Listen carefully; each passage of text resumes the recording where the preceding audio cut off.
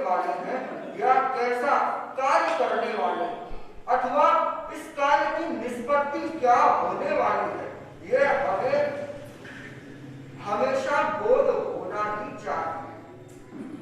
आचार्य तुलसी ने जैन सिद्धांत दीपिका में एक सूत्र दिया,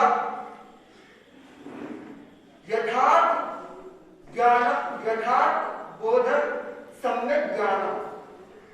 सम्यक ज्ञान होना चाहिए, यथार्थ का बोध होना चाहिए कि हम क्या कर रहे हैं, हम ये जानकर करें कि हम क्या कर रहे हैं।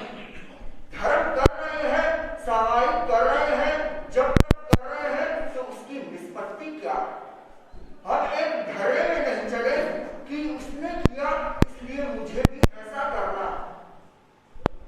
उसने किया तो क्यों किया, इसका कारण क्या है और इसकी निष्पत्ति क्या है। एक बार की घटना है, एक नगर था और गंगा के किनारे पर बसा हुआ था।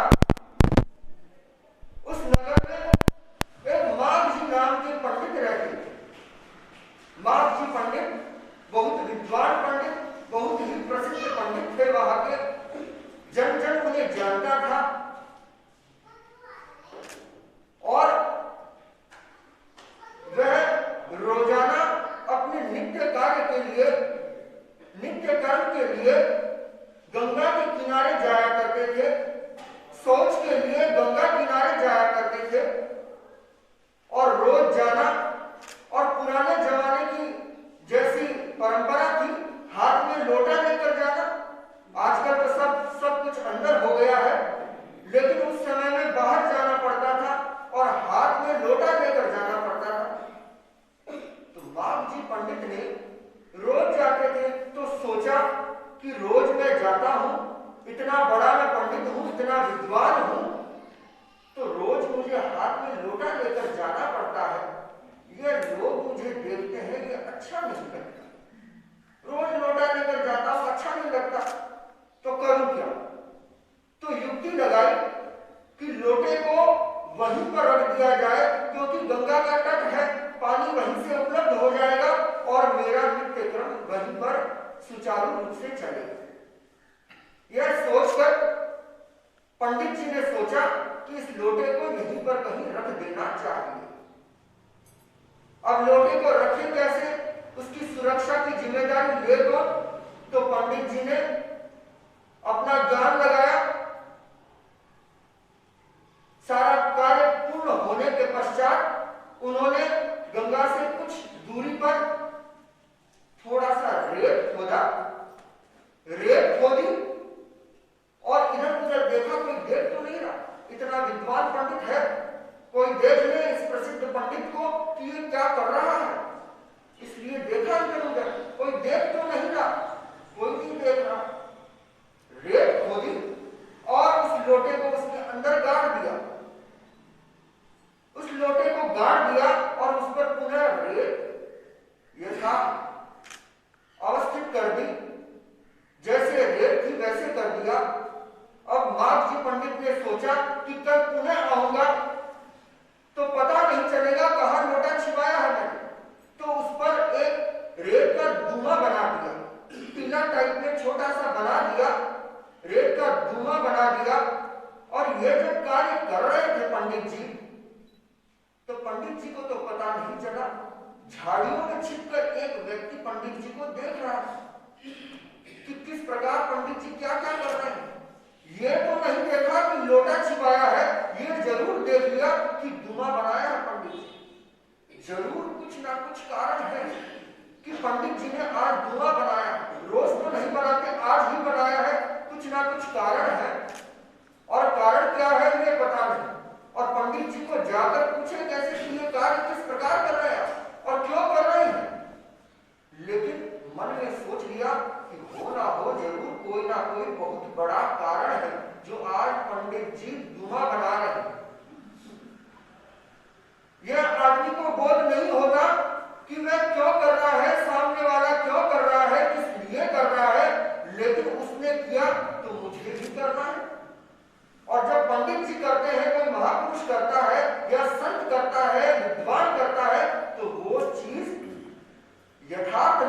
निकल जाती है।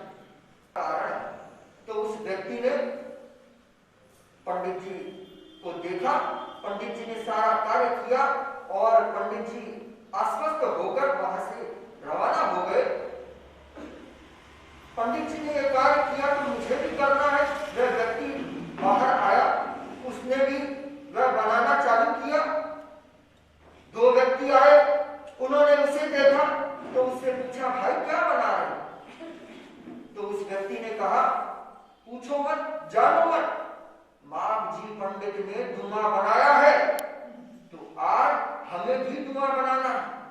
क्यों बनाना है ये पता नहीं क्यों बनाना है, लेकिन मां जी पंडित ने बनाया है।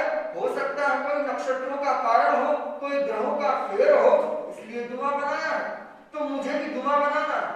अच्छा भाई, तुम बना रहे हो तो हमें क्या है, हम भी बना लेते हैं। 2 से 4, 4 से 8 बढ़ते चले गए और धुआं ही धुआं बन गए। दूसरे दिन जब पंडित जी आए और देखा कि मेरा लोटा कहां है, तो कहां मिलेगा लोटा? धुआं ही धुआं बने हुए, धुआं ही धुआं बन गए। और ये जो जगत गतानुगतिको लोक है, इसका नाम, यह एक दूसरे के पीछे भेड़ चाल पूर्वक चलने की प्रयास करते हैं, किंतु पता नहीं है कि इसका कारण क्या है, कार्य क्या है। तो बंधुओं, यह हमारे साथ में भी घटित तो नहीं हो रहा। पंडित जी के मन में यह बोध हो गया कि गतानुगतिको लोक न लोक पारमार्थिक। मैंने ये जो कार्य किया कोई परमार्थ के कारण नहीं किया, सिर्फ अपने स्वार्थ को पूर्ण करने के लिए कार्य किया, लेकिन लोग मेरे पीछे इस प्रकार चल रहे हैं, उन्हें पता भी नहीं है कि क्यों मैंने ये कार्य किया। तो बंधुओं, हम ऐसी भेड़ चाल न चले, ऐसा कोई कार्य न करें जो हमें उसका बोध ही ना हो, हमें ज्ञान ही ना हो कि हम ये कार्य क्यों कर रहे हैं, किस लिए कर रहे हैं। मंदिर जा रहे हैं, गुरुद्वारा जा रहे हैं, महाराज के ठिकाने जा रहे हैं, कोई धर्म स्थान पर जा रहे हैं या किसी को वंदन कर रहे हैं, तो हम जान ले कि हम ये क्यों कर रहे हैं। हम समाई करते हैं, समाई का बोध सभी को है। हम समाई में क्या करते हैं, क्या करना आवश्यक है और क्या चीज छूट जाती है जो इतनी आवश्यक है, जो हमें करनी अपेक्षा होती है। तो बंधुओं, सबसे पहले हम अपने सम्यक ज्ञान का, सम्यक दृष्टिकोण का विकास करें कि हमें किस और बढ़ना है, किस रूप में बढ़ना है। तो हम यदि सम्यक ज्ञान हो जाएगा तो हमारे आगे की मंजिल और सुचारू रूप से, सरल रूप से चल सकेगी। इसी मंगल भावना के साथ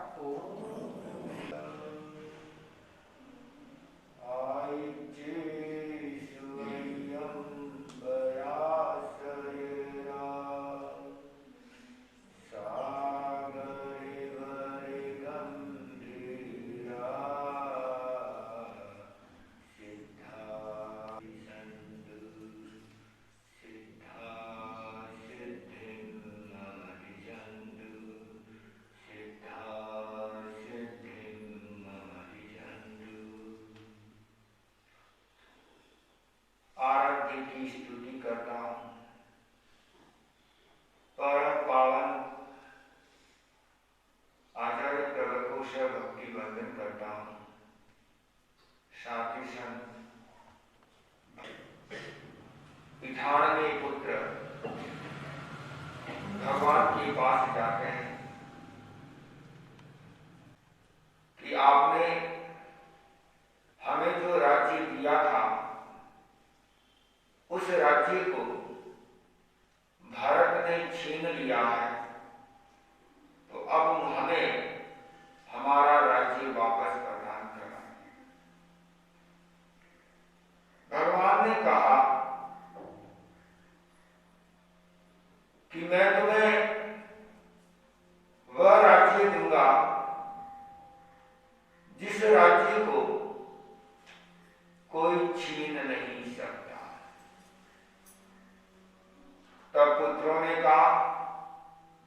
कि वह कौन सा राज्य है, तब भगवान फरमाते हैं संबुच्य ही किम बुच्य ही संभो ही खलु पिच्छुल्ला नो भूवनमंती रायो नो सुलभम पुनराविजीव्यम। अर्थात तुम संबोधि को प्राप्त करो। जिसने संबोधि के राज्य को प्राप्त कर लिया है उस राज्य को कोई भी शत्रु छीन नहीं सकता। तुम संबोधि को प्राप्त क्यों नहीं कर रहे हो? बीती रात्रियां लौट के नहीं आती। ये मनुष्य जन्म भी बार बार सुलभ नहीं होता। व्यक्ति सोचता है कि भविष्य में कुछ है या नहीं है, देवलोक या स्वर्ग है या नहीं है, मुक्ति है या नहीं है। बस ये मनुष्य जन्म मिला है, इसको जितना भोगना है उसको भोग ले। आचार्य महाप्रभु जी की पुस्तक पढ़ रहा था, मुझे नाम याद नहीं आ रहा है, बिलासर का ही एक व्यक्ति था। आचार्य सिंह ने उसको पूछा कि तुम्हारी शुगर कैसे है? तो बोला कि महाराज शुगर तो 300-400 है। तो फिर संयम किया या नहीं किया? कि महाराज पता नहीं स्वर्ग किसी ने देखा है या नहीं देखा है, बीमारी तो कोई खास बात नहीं है, एक टैबलेट और ले लूंगा ठीक हो जाऊंगा, लेकिन मिठाई तो मैं नहीं छोड़ सकता, वो तो खाऊंगा मैं, क्योंकि ये बार बार शरीर मिले नहीं मिले कोई भरोसा नहीं है इसका। जो मिला है इसका पूरा उपयोग कर ले। अब ये क्या है? ये अज्ञानता है व्यक्ति की। जीना हो तो पूरा जीना, मरना हो तो पूरा मरना। बहुत बड़ा अभिशाप जगत में, आधा जीना आधा मरना। फिर क्यों मरे? रोग से क्यों मरे? तो भगवान ने कहा है कि ये मनुष्य जन्म बार बार सुलभ नहीं होता है, इसलिए तुम जागो जागो जागो, उठो जागो और चल पड़ो संबोधि के राह पर। क्योंकि ये जो रात्रियां हैं जो बीत गई है वो वापस लौट कर नहीं आती। भगवान महावीर ने कहा है जो जागता है वह धन्य होता है। जागर नरा बुद्धि, जागर मानस बद्धते बुद्धि, जो सोई नशो धन्नो और जो जग गई सो सया धन्नो। भगवान महावीर कहते हैं मनुष्य जागो, जो जागता है उसकी बुद्धि बढ़ती है, और जो सो जाता है तो उसकी बुद्धि भी सो जाती है। तो जो जागृत होता है वह धन्य होता है, और जो सो जाता है वह कभी भी धन्य नहीं हो जाता, नहीं होता। तो हमें जागना है। हम जागे हुए, आपने जागे हुए, हम कह रहे हैं कि जागो, भगवान भी कह रहे हैं जागो। यह है जगने की बेला, अब क्यों सोना चाहिए, हृदय को धोना चाहिए, कि पावन होना चाहिए। यह है जगने की बेला, अब क्यों सोना चाहिए। आप लोग जागृत हो। सूर्य उदय होते ही आदमी उठ जाता है, लेकिन बाह्य जागृति है ये अज्ञानता की जागृति है। भगवान कह रहे तो भीतर से जागो, आत्मा से जागृत हो, ताकि एक व्यक्ति का क्षण प्रमाद में नहीं बीतता है तो वह संबोधि के राज्य को प्राप्त कर लेता है। तो भगवान ऋषभ ने कहा अपने पुत्रों से कि मैं तुम्हें वह राज्य दूंगा जिसको फिर कोई छीन नहीं सकता, उसको कोई जला नहीं सकता। जो आत्मा का राज्य प्राप्त हो जाए न उसको कोई जला सकता है, न उसको कोई पानी में डुबा सकता है, न कोई उसे काट मार कर सकता है, न वहां कोई युद्ध होता है। जिसने आत्मा के राज्य को प्राप्त कर लिया है वहां सारे युद्ध समाप्त हो जाते हैं और 98 पुत्र भगवान के पास दीक्षित हो जाते हैं। ये सरलता थी, इसलिए वे भगवान के पास में दीक्षित हो गए। भगवान ऋषभ के काल में सब रिजु होते थे और भगवान महावीर के काल में सब जड़मती वाले होते थे। तो इसलिए भगवान ऋषभ के काल में प्रत्येक व्यक्ति को एक एक बात समझाना पड़ता था।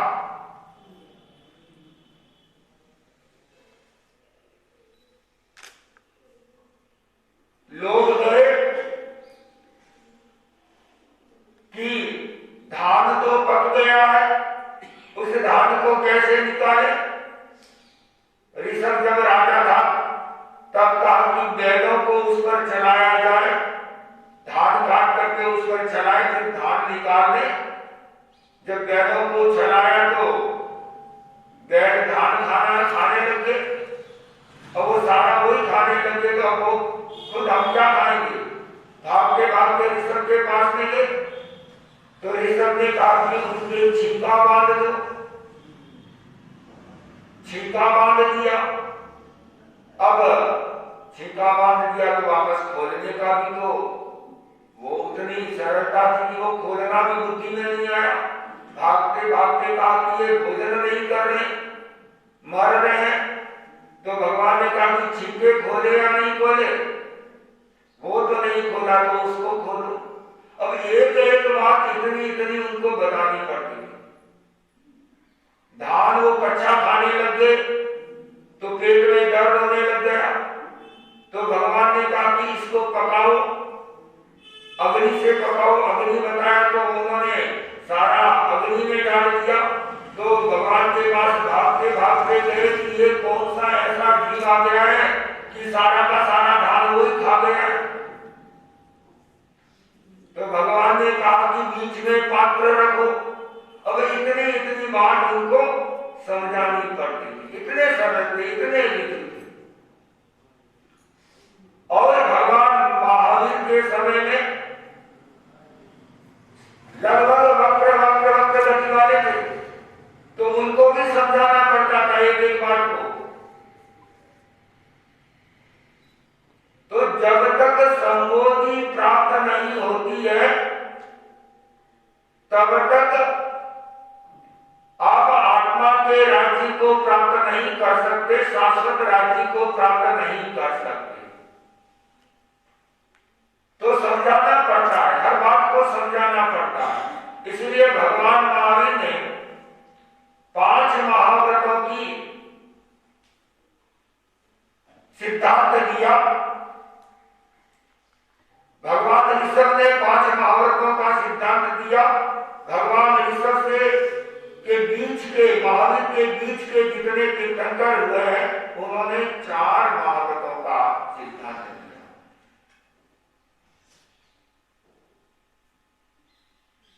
तो भगवान ऋषभ के 98 पुत्र दीक्षित हो गए। ये सरलता जिसके भीतर में आती है उसके भीतर का बोध स्वतः ही शीघ्र ही जागृत हो जाता है। तो मैं संबोधि के बारे में बता रहा था आपको। भगवान महावीर के पास में मेघ कुमार जाता है, परिषद में बैठ जाता है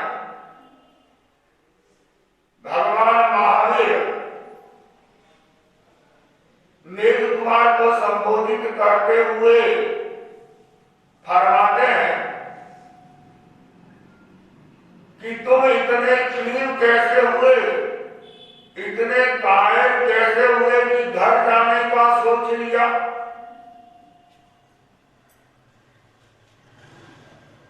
इतने से कष्टों से तुम घबरा गए। अरे तुम अपने पूरे जन्म को देखो, उसमें तुमने कितने कष्ट सहन किया। हमने भगवान महावीर को नहीं देखा, मेघ कुमार को नहीं देखा, भिक्षु स्वामी को नहीं देखा, लेकिन सुना जरूर है। भिक्षु स्वामी तो अभी 250 वर्ष पहले हुए, भगवान महावीर को 2600 वर्ष से ऊपर हो गए, लेकिन भिक्षु स्वामी ने कितने कष्ट झेले। यदि किसी व्यक्ति को यह कह दिया जाए कि तुम्हारा मुख देखने से नरक मिलता है, तो उस व्यक्ति पर कितनी बड़ी प्रतिक्रिया होती है। आपको यदि कह दे कि सुबह सुबह तुम्हारा मुख देख लिया तो आज का दिन तो मेरा खराब हो गया, अब क्या होगा आपका? प्रतिक्रिया भीतर में पैदा होगी, गुस्सा आ जाएगा। और आचार्य भिक्षु से रास्ते में एक व्यक्ति मिला और मथे गंगा में पहुंच करके पूछा कि आप कौन से टोले के संत हो? भिक्षु स्वामी ने कहा टोला वोला तो पता नहीं है, पर मेरा नाम भिखारी है, मेरा नाम भिखारी है। अच्छा भिखर जी आप ही हो जो तेरा पति? बोले हाँ भिखर तो मैं ही हूं। ओहो क्या हो गया, आज आपका मुख देखा ऐसा लगता है तो नरक में जाना पड़ेगा। क्या आपका मुख देखने से नरक मिलता है? तो भिखर जी स्वामी ने उससे पूछा कि अच्छा मेरा मुख देखने से तो नरक मिलता है, पर तेरा मुख देखने से क्या मिलता है? तो बोला मेरा मुख देखने से तो स्वर्ग मिलता है। स्वर्ग मिलता है तो भिखर जी स्वामी की बुद्धि को देखिए, बुद्धि वायु सराइये जो सेवे जिन धर्म, वह बुद्धि की काम की जो बढ़िया बातें कर्म, जो बढ़िया बातें कर्म। तो भिखर जी स्वामी की बुद्धि देखिए। भिखर जी स्वामी बोलते हैं कि देख मेरा मुख देखने से तो नरक मिलता है और तेरा मुख देखने से तो स्वर्ग मिलता है, तो मेरा तो स्वर्ग पता है, अब तुम तुम्हारा देख लो, अब तुम तुम्हारा देख लो कि तुम्हें क्या मिलेगा।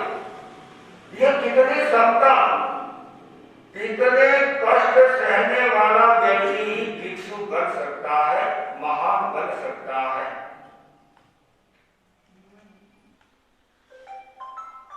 जो घाट गया थी और उसको पात्र से वापस छीन ले,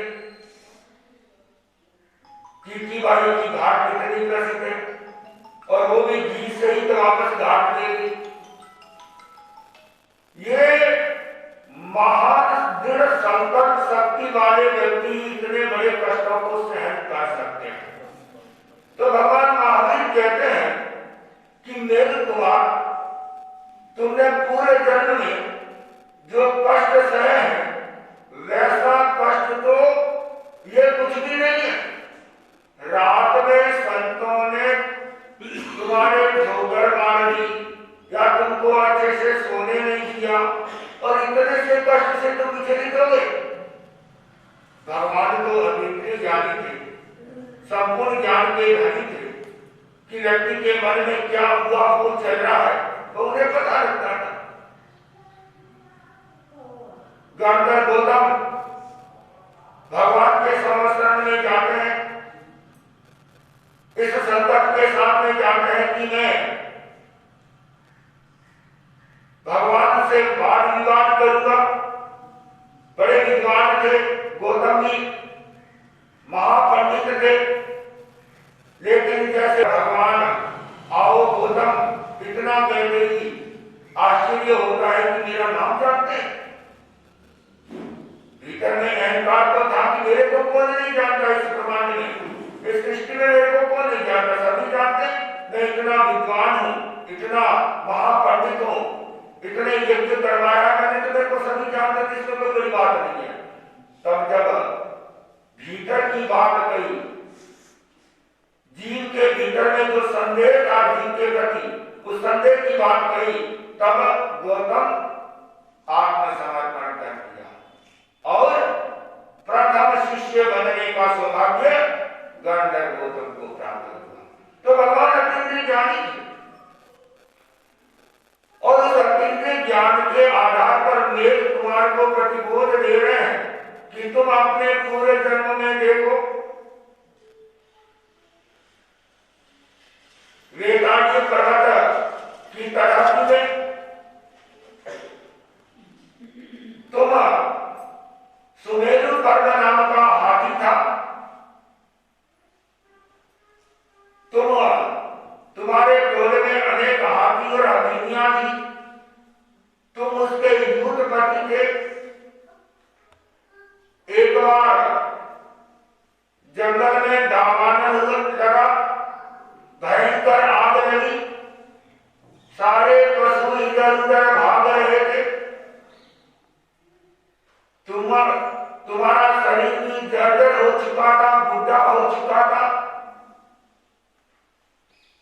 तुम भी भागने का प्रयास कर रहा था, प्यास लगी तुमको, तो थोड़ा सा दूर एक सरोवर था, सरोवर में थोड़ा पानी था और ज्यादा कीचड़ था,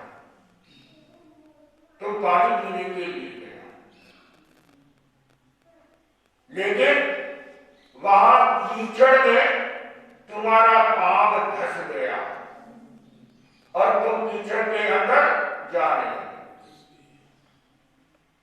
एक जवान हाथी जिसने तुमको देखा और उसके भीतर में पूर्व जन्म का वैर उत्पन्न हो गया।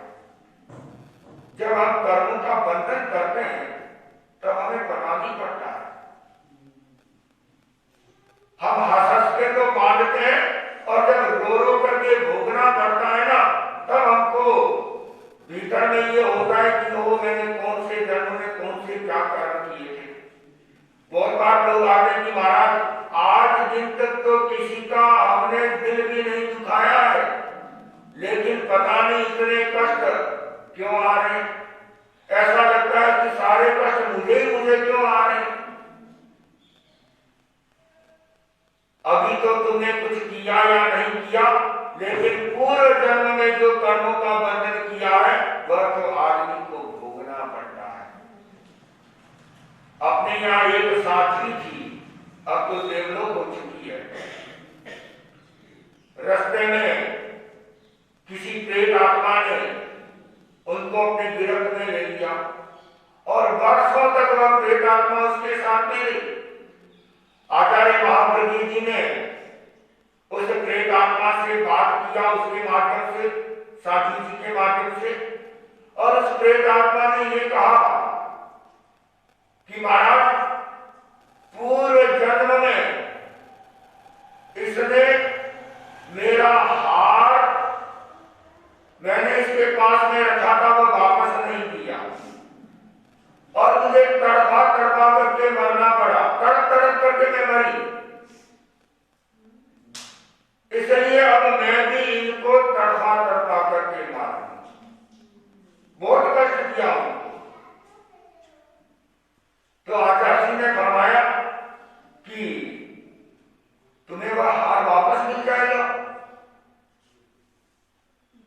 वो प्रेत आत्मा बोली, हार तो मुझे वापस मिल सकता है, लेकिन जो कष्ट दिया है ना, तड़पा तड़पा करके मारा है, वो जो पीड़ा मुझे पहुंची है ना, उसका मैं कैसे चुकाई, ये कैसे चुकाई, ये तो मैं वापस इसको उतना ही कष्ट दूंगी, कभी मेरी आत्मा को शांति मिलेगी। ये वैर का अनुबंध होता है ऐसे कि किस प्रकार वैर का अनुबंध आगे से आगे चलता रहता है। तो इसलिए जब हम कर्म का बंधन करते हैं तो हमें पूरा सोच सोच करके चलना चाहिए कि इस प्रकार के कर्म का बंधन तो नहीं कर रहे हैं जिससे हमारा आगे से आगे चलता रहता है। समश्री संपूर्ण होती है।